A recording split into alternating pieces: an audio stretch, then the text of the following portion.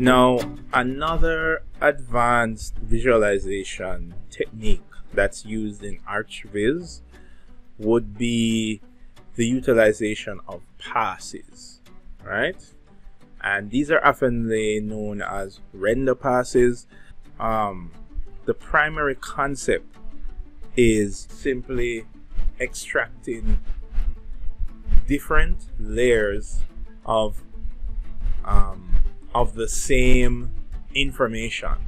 So think of it as different ways of viewing the same image, and each of those layers has a different set of information that you can extract to let your image look different. So let's look at an example of passes. And the concept of passes really exists in two categories. You have, I would say, manual passes, which is what we're going to look on first, which is creating your own pass. And then you have automatic passes, which are generated for you, right? So let's take a look at creating our own pass, right? And this is an example of the model in SketchUp. And what we're going to do in SketchUp, the concept is we want to save out different views of the same building, but each of those views are going to be exactly the same. However, how it is displayed is going to be different. Now, the trick with you doing passes is that the camera views needs to line up 100%. This is super important, right? So think of it as layering different layers together. Each of those layers, the view has to be 100% the exact same view.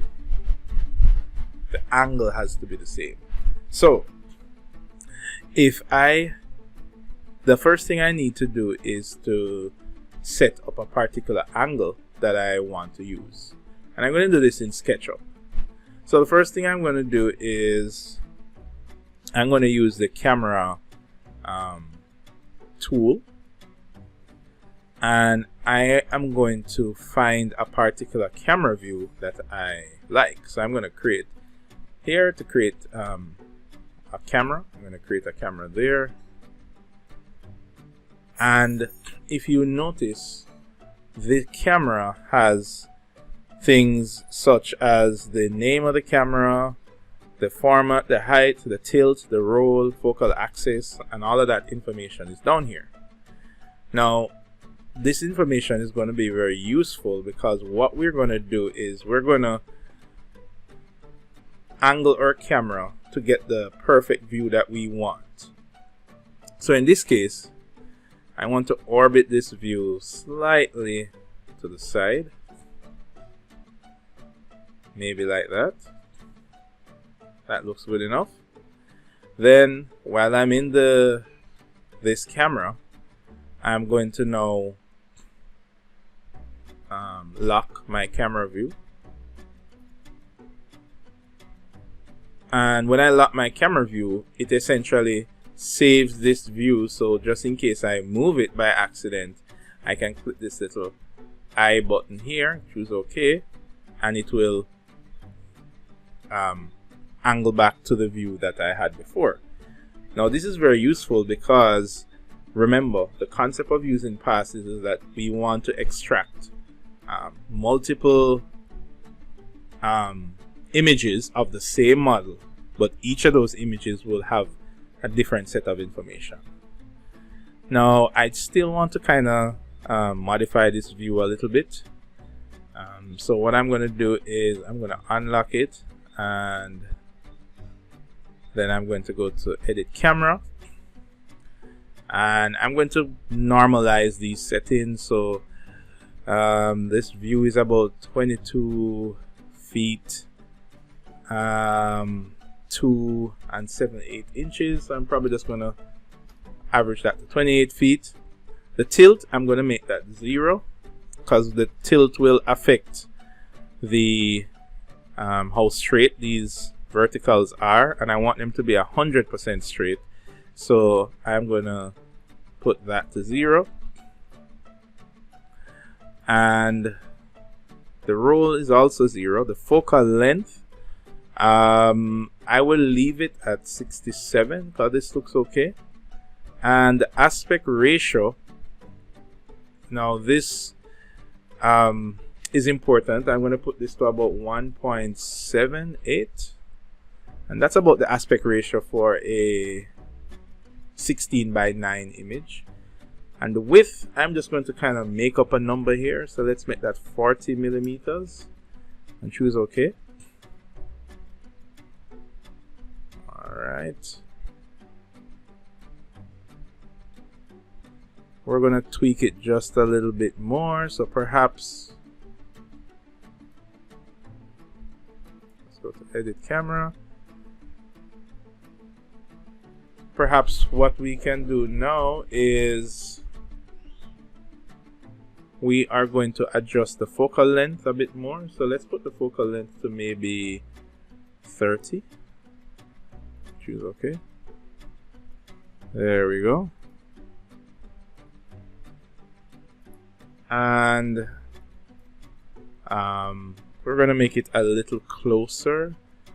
So if you have an idea of how camera lenses work, the larger this number is, pretty much is the more zoom in or more telephoto your view will be. So let us try 40. Yeah, that's pretty good. Now the reason I type these numbers in is that I want to keep an eye on what these numbers are, in case maybe I have another scene, or at a later date I want to set up another view exactly like this view. But in order for the passes concept to work, we need to ensure that our views are 100% matched. And we're going to see how important that is as we go along. So now I'm going to lock this camera, and I am going to also save this file.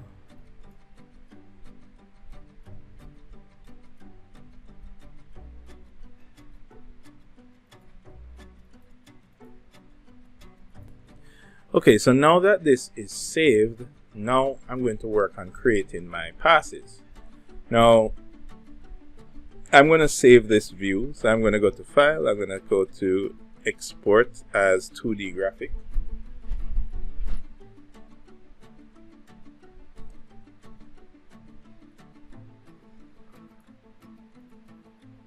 And I'm going to save this in my folder. I'm going to save it in a folder called SketchUp, called Manual Passes. And let's call this pass shaded.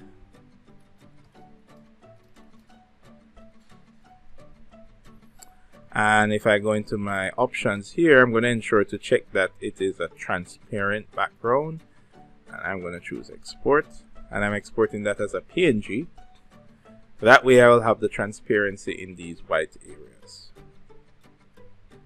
Now I'm going to do these a couple times for different views. So for example, I'm going to go to my default tray, and I'm going to change the view. So this time I'm going to try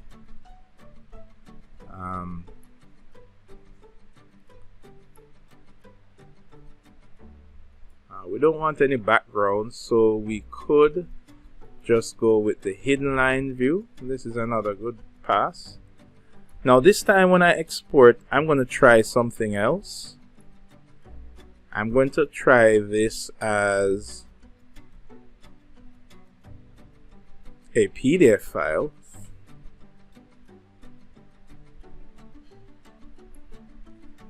And I'm going to call this hidden line pass. Now what I'm going to do is go ahead and save a PDF and a PNG for both the shaded and the hidden line views. Alright, so this is what it looks like. I have this PNG, and if I open that PNG, this is what it looks like. And I have that PNG of the hidden line, and I also have a PNG of the shaded view.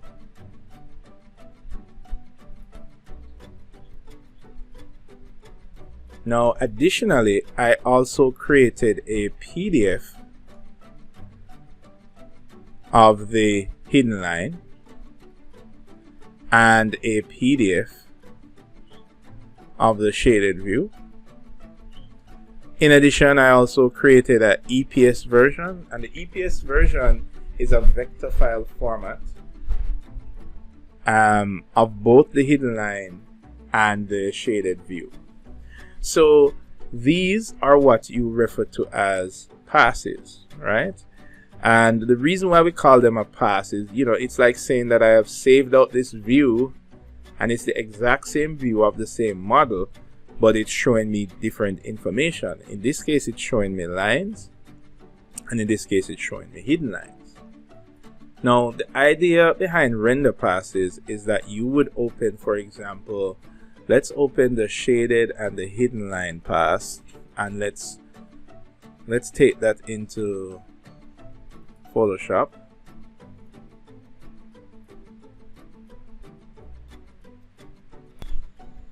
Now, when we open Photoshop, this is what we see. We have one layer that is the hidden line, and if we turn that layer off, we will see the other layer below it, right? And this is the concept behind how passes work. If I reduce the opacity of one layer, you can see slightly as the other layer shows up right behind it. Now you realize in order for this to work, these two layers will have to be aligned 100% so that the line work can be nice and sharp, right? Now there's a lot that you can use passes to achieve, and this is just an example of creating your own manual passes. And for example, in some cases, for example, if I wanted to change the to maybe fill in this section with a particular color, maybe if I use my magic wand, and I'm going to have to rasterize these layers in order for this to work. Now before I rasterize these layers, what I'm actually going to do is to create a folder, and I'm going to call this folder backup of original passes. And then what I'm going to do is I'm going to duplicate these, and I'm going to save them in this backup folder here and turn it off, right? The reason I do that is because I plan to rasterize these layers.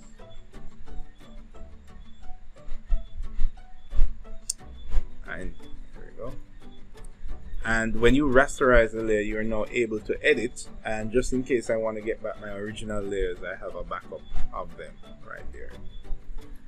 Now if for example I wanted to maybe use my magic wand to select a particular part of this image, maybe like here, and in some cases like this is perfectly fine, but it becomes a little bit more tricky if I want to select maybe just the back of this couch. Notice all this selection kind of bleeds into other areas, and this, one reason for this is because of the pixels are a bit blurry, but the additional reason is that the pixels have more color information here. Now I could use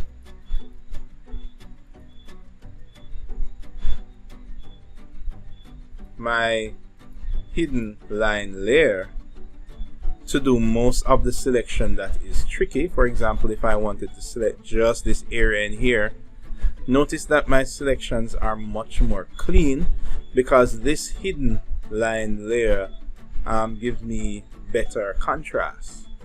So the whole concept behind passes is that I use a layer to facilitate modifying the image. No, so I may, for example, select these areas in here, and then maybe that's all I need from this layer, so I just turn it off, and when I turn on this layer, I can add an effect here. Now additionally, you can use passes to help to manipulate another layer that would have been perhaps more difficult to edit. Let's use another example. Let's say that I had this layer here, and maybe what I wanted to do is to recolor all of this section up here. Now I could use my magic wand to kind of select this layer here, and then select this layer here. Then I would kind of have this gap here to select, you know, and then I would have to try and match those layers. But instead, what I could do is, you know, I could switch to my other layer here, and then I can manipulate this layer. Maybe what I'll do is I will just use maybe this tool, the lasso tool, to select that area there, and then I will just delete it.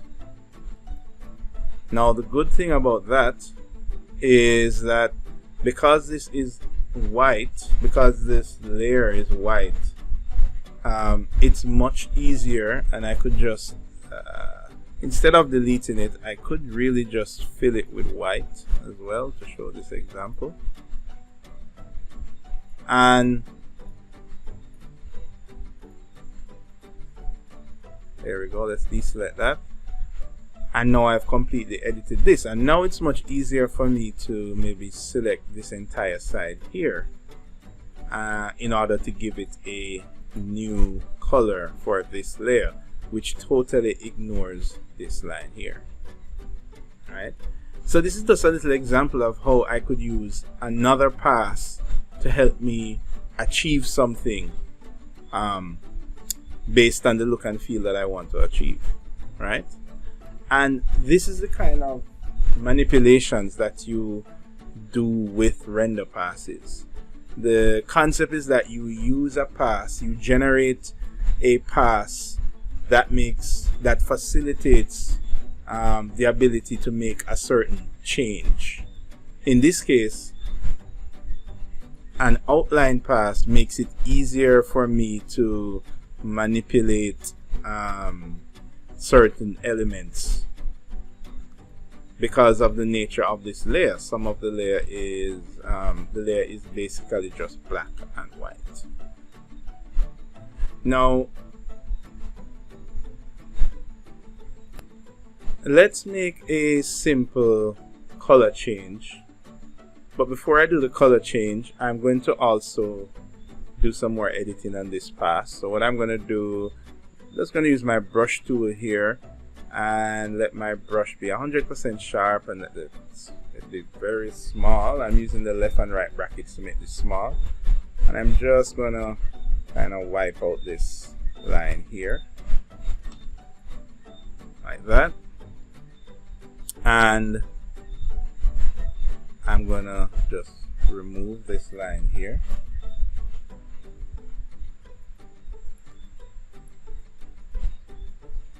And remove this line here. Alright, now I could do that on this pass, but I may not be able to match back the exact color that I had here. So instead, if I try to erase this, if I could try and get the right color, but it may not exactly match what I have in that area. So making those manipulations is much easier on this layer. Then what I'm going to do is I'm going to select all of this area up here. Then I'm going to create a new layer, of which I'm going to fill it with a particular color. So I'm going to choose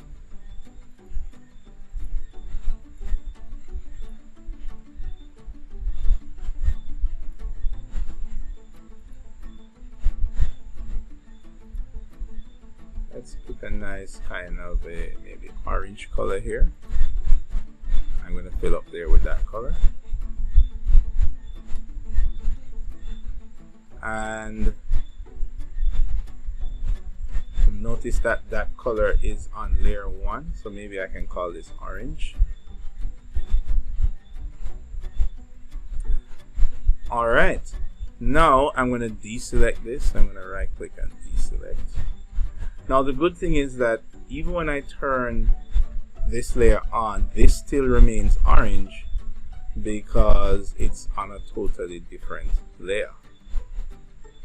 Now along with this, I can also use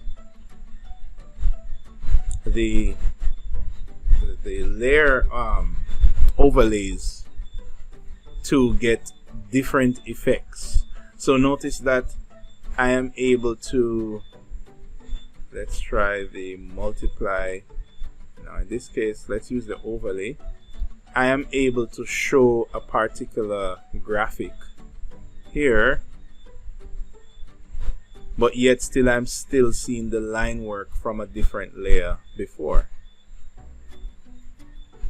Now that layer is still by itself here, so if I put this to normal and I turn off all the other layers, you can see that this layer is here by itself. And I can do other interesting things with this layer as well, and we're going to come back to using overlays, to using layer mask to make further edits. Now the other thing that we want to do is we're going to look on another pass that we created. In this case, we created two passes. We created one pass that is a hidden line, and we created another one that was shaded. Now we also extracted some PDF passes as well,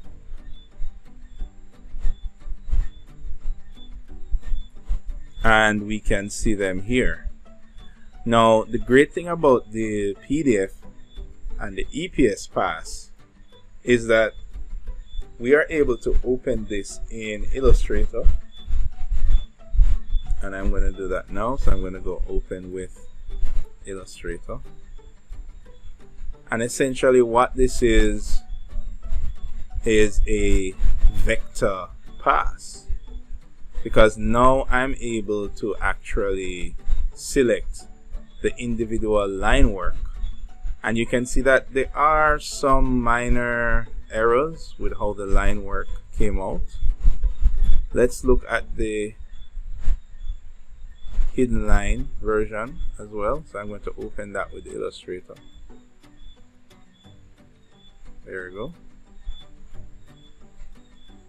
Now because this is in Illustrator, you can see that the line work is actually very exquisite, right?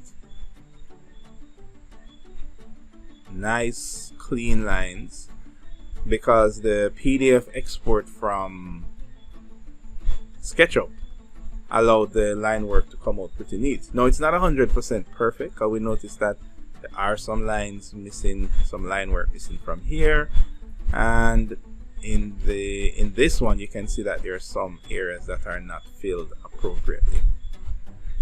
But nevertheless, these two passes, which you could call them a vector pass, gives us the ability to now manipulate these vectors, and we can essentially combine all of them together. Now, with the ability of a vector pass, it now gives me the ability to make changes that that can be done with vector tools. And a major advantage with vector tools is, for example, being able to edit line work. Now, on the topic of line work, you might already have noticed that if I switch back to Photoshop here and you take a look, the line work here, because it has to be represented by pixels, is quite not so good. To be frank, it's quite horrible. And you know, horrible is relative, because from a certain distance it looks fine, but of course that will affect the size that you may choose to print or export or publish this image at. If it's going to be on a phone screen, then it will be fine. But if you plan to maybe show it on a large screen or print it on a large sheet of paper, these are going to show up as jagged edges. Now, on the flip side, the vector pass is nice and clean, and we can use vector tools to make manipulations which we could not do if we were to use pixel tools. So for example, one advantage of using vector tools is we can, for example, select all of these lines up here. So if I should use my lasso selection tool and select pretty much all of these lines up here, I could make these lines, if I head over to my stroke, I could make these lines dash lines, for example, and I could make them even red dash lines with a particular thickness. There we go. By the click of a button, because these are really just line work. That's all they really are. And because they are line work, I can do other manipulations with them as well. For example, if I wanted to maybe carve a section out of this wall here, I mean, I could just use the eraser tool, and let's increase the size of that. And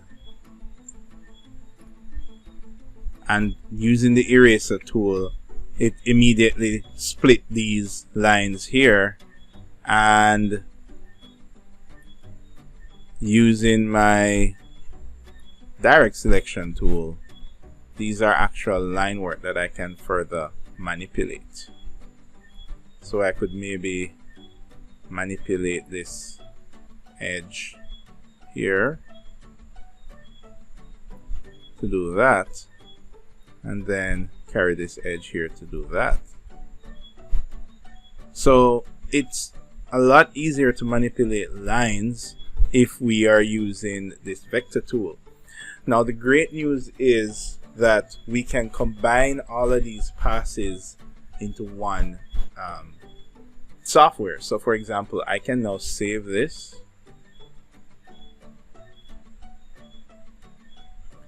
and I will save this particular render pass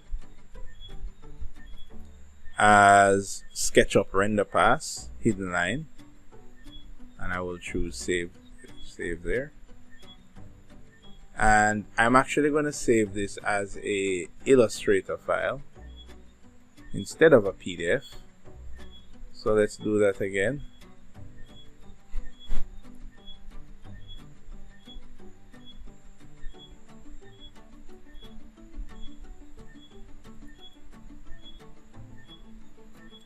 I'm going to save that as an Illustrator file.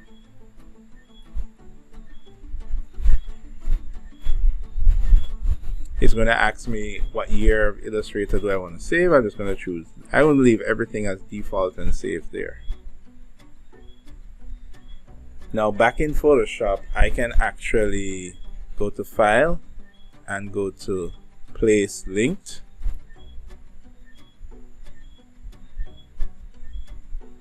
And I can go to that folder and look for that pass, that render pass, and actually just place that onto my board.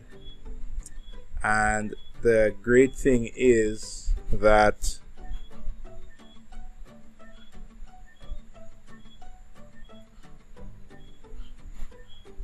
it should be the same size.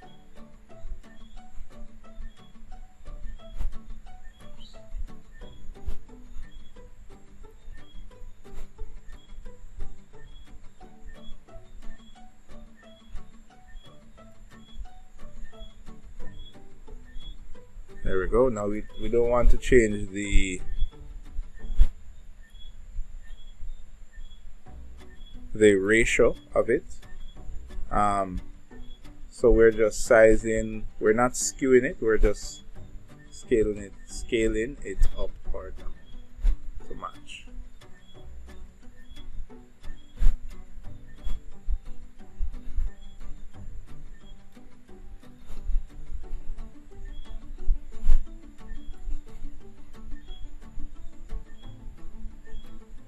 There we go.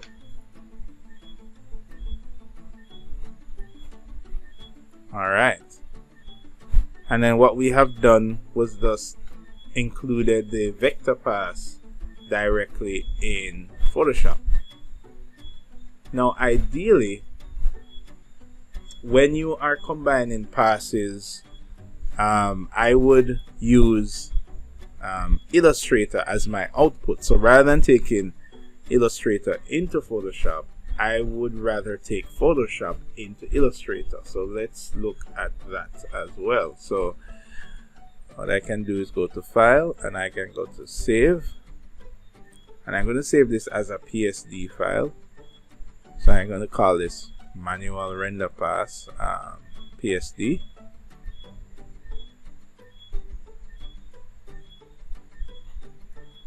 And then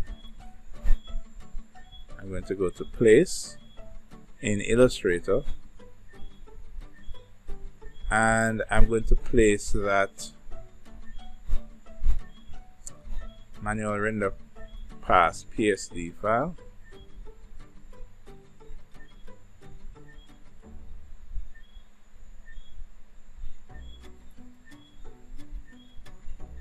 Alright, I'm going to just resize it. I'm holding Shift because I want to make sure that it is the exact size. All right. And I'm also going to put that on a layer.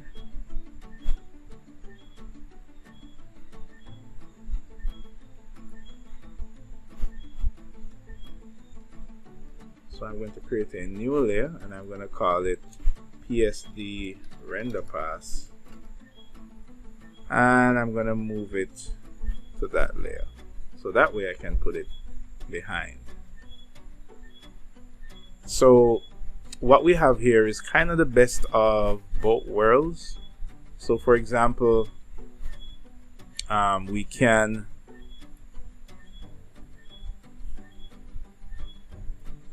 now as you may have noticed, because we have a vector pass now in Illustrator, there is no need to rely on the line work coming from Photoshop, because we can see that the line work from Photoshop is actually quite, well, not so good. If I turn off the Photoshop render pass, you'll see that that line work is definitely not needed. In addition to that, the resolution of that Photoshop file is a bit low. That's why we're getting this this jagged line work here. So one solution we could do to that is, let's go back into Photoshop. And well, what we're going to do is we don't need to use the hidden line render pass anymore, because we got better line work coming from the vector pass. So what we can do is we're going to go back into SketchUp. Now that we have the vector pass, we can get some more interesting manual pixel passes from SketchUp. So if we head back over to SketchUp, what we can do is, let's try and mix things up with a section and combine that with the vector pass. Now in SketchUp, we save the camera view like this. Now currently we can see that this camera view that we have here is locked, which is a good thing. So if we end up moving our view, so if we, for example, took another view like that, we can click back this I button here, and it says, we can select the camera that we want to go to, and it goes back to that view. So that way we can always have our view the exact way as how we would like it, so that we can continue our compositing with the render passes. Now one thing to note is that the views are very similar, are the same thing as scenes. So let me open up my tray here, and let's minimize everything, and let's expand scenes. And what you should notice is that these views here is the same as the scene that we have here. Now scenes basically saves everything that you see in your viewport, and when you choose back this scene, it will set back all settings, all render styles to exactly how it was when you first captured the scene. So currently we want to create a new scene that is a section, and one that also has a different look and feel. Now to do that, what we're going to do is first set up let us set up our section view. And what I can do is just kind of orbit my view away, and then I'm going to hit the section tool, which is located here, and let us cut a section like this. There we go. I'm going to choose OK. Let's move this section into place. So we're going to use the move tool and probably put the section like that. That's good enough. Now interestingly, when we go back to this view or this scene by double clicking, what you will notice is that the section is now gone. The section cut is still there. You can kind of see it, because you can kind of see this line that's going across here. But what's happened is that this view that we have here is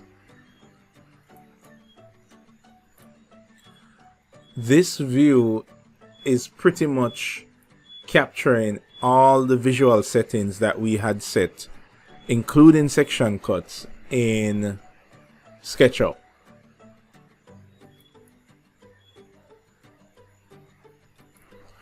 So that means that when we had captured this camera view, we did not have a section cut, which is why the section cut is disabled. Now, what we're going to do is set up everything that we want to have with this exact view, and then we're going to save that as a new camera or a new scene. They're the same thing. Alright, so let's head over to styles, and we're going to change our style. So we're going to customize it. So we're going to go to edit, and then let's go to edges, and we're going to say we don't want to see the profiles and we don't want to see the edges. That's fine.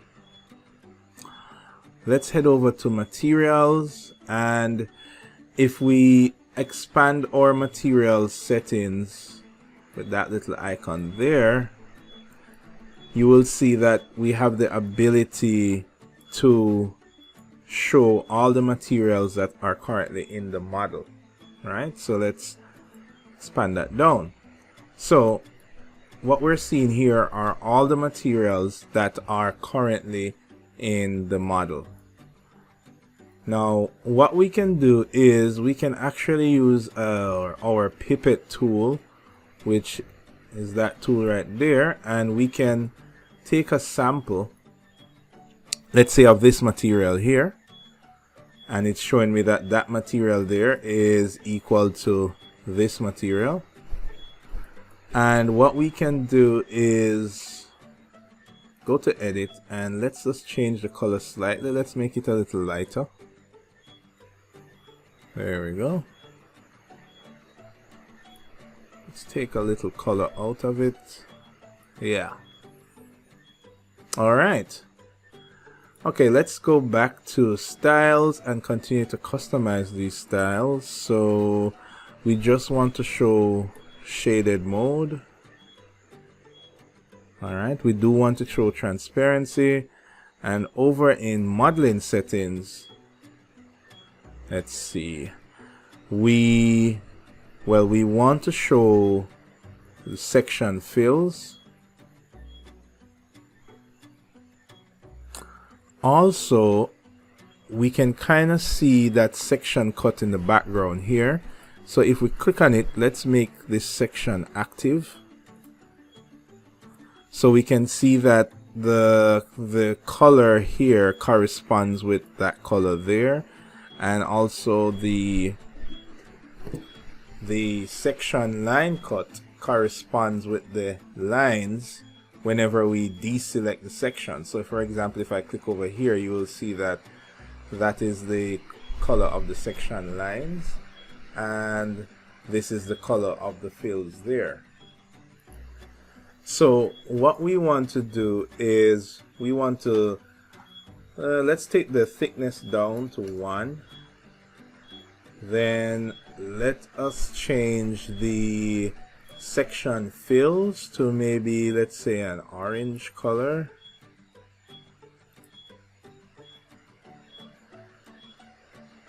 And we can let the section cut line stay as red for now. That's fine. And all of these settings that we have just changed, the section cuts and the view and activating the section line, we're going to save all of that as another scene or another camera, right? So this up here is the same thing as the scenes down here. Now we don't want to click this scene here, or else everything is just going to go back as how it was. So we're going to just click the new scene, and we're going to say save as new style and create that scene. There we go. And now this scene is scene 2, and you can kind of see the preview that this looks like scene 2. And if we should click back scene 1, double click it, then that is scene 1, exactly as how it was before. right? Now notice that the material color is not part of the scenes, so that remains consistent. So let's choose back scene 2 by double clicking.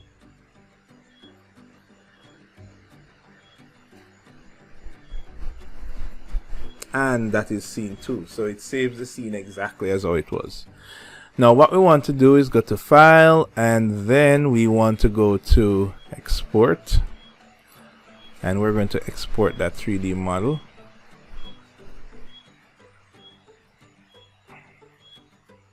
Not the 3D model. We're going to export the 2D graphic, and we're going to save it in the same folder, in our manual passes folder, and we're going to save this as, we're going to save it as a PNG, right? And we want to save this as section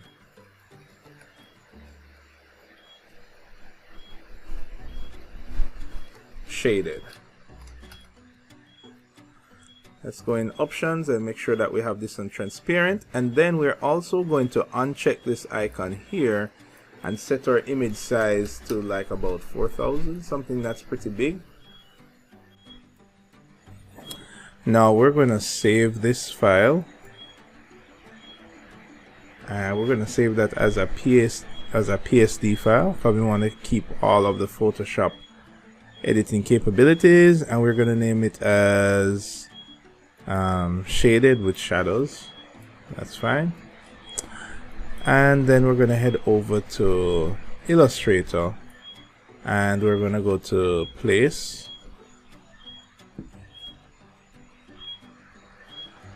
and we're going to place that PSD that says shaded with shadows. Now we can just actually attach it to the top left corner, and we can just scale this, and it doesn't matter the proportion, because as long as we snap it to the image, it will line up 100% with the vector image, as you can see here. Now it might look a little weird because we do need to put this on a layer, so we're going to create a new layer, and we're going to call that layer shaded with shadows, and we're going to right click and assign to that layer. We're going to put that layer behind our vector layer. Now right away you can see that this has exactly lined up, and we can start to see the difference with using line work that is coming as pixels versus line work that is coming as vector, right? However, depending on the size that you're going to produce at, that will determine if that is okay or not. So now we have two layers. We have the shaded with shadows layer that is really attached to a Photoshop file, and then we also have our original vector pass. Let's call that hidden line vector pass. So if we turn off the vector pass there, we can see just the shaded with shadow, and if we turn off the shaded with shadow, we can see the vector pass. Now, one of the reasons that we chose to link the Photoshop PSD file is that we may choose to go back to edit that Photoshop file. So by editing this file here, it will automatically update the Illustrator file, and the Illustrator will be our output. If we were going to print, we would have printed from Illustrator, and if we were going to publish to the web, we would publish from Illustrator. Now the reason we choose Illustrator to publish is because Illustrator is resolution independent, which means that it doesn't matter what you output this media to, these lines will always be 100% sharp. Whereas the lines coming in from Photoshop is based on a specific size, a specific number of pixels, which is why it is finite. So it's a good idea to, especially for architecture, whenever you get the chance, you publish your work from a vector-based program.